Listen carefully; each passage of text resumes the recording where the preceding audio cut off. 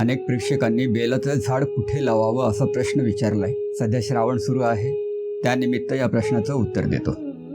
बेलाचं झाड घराच्या आवारात कुठे लावू असा तुमचा प्रश्न असेल तर त्याचं थेट उत्तर आहे की घराच्या आवारात बेलाचं झाड लावू नका. थांबा, पूर्ण उत्तर ऐका. यूट्यूबवर या प्रश्नाचं उत्तर अनेकांनी अनेक प्रकारे दिले, पण कोणीही ग्रंथाचा दाखला दिलेला नाही. वास्तुशास्त्रानुसार किंवा वास्तुशास्त्र असं सांगतं असं म्हणून वाक्याची सुरुवात करायची आणि पुढचं सगळं स्वतःच्या तर्काला अनुसरून सांगायचं. तर्कशास्त्र कसला अभ्यास नाही, वाचन नाही, संशोधन नाही, फक्त बोलत सुटायचं. वायव्येला लावा, ईशान्येला लावा.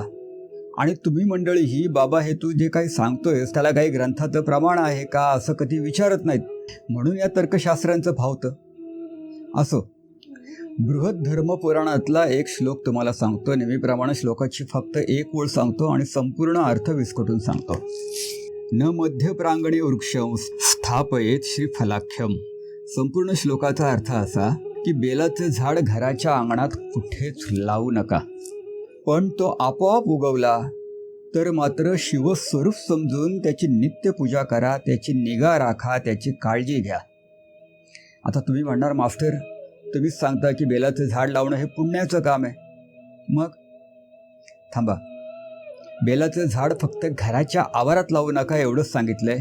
तुम्हाला ते लावायचं असेल तर ते कुठं लावायचं याचं उत्तरही ग्रंथांनी दिलेलं आहे. ग्रंथ पुढे म्हणतात, रस्त्याच्या दुतर्फा लावा, नदी किनारी लावा, शेतावर लावा, मोकळ्या जागेत लावा, मंदिराच्या आवारात लावा किंवा स्मशानात लावा, पण जोर जबरदस्तीनं घराच्या अंगणात लावू नका.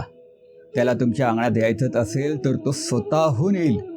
या जन्मात तुम्ही कधी शिवाची आराधना केली असेल किंवा मागच्या जन्मी केली असेल तर त्याचं पुण्य तुमच्या गाठीशी जमा असणार आणि त्याची प्रचिती म्हणून हे झाड तुमच्या अंगणात आपोआप येईल.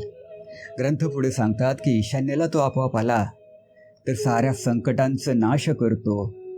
पूर्वेला त्याचं आपोआप येणं सुखकारक असतं.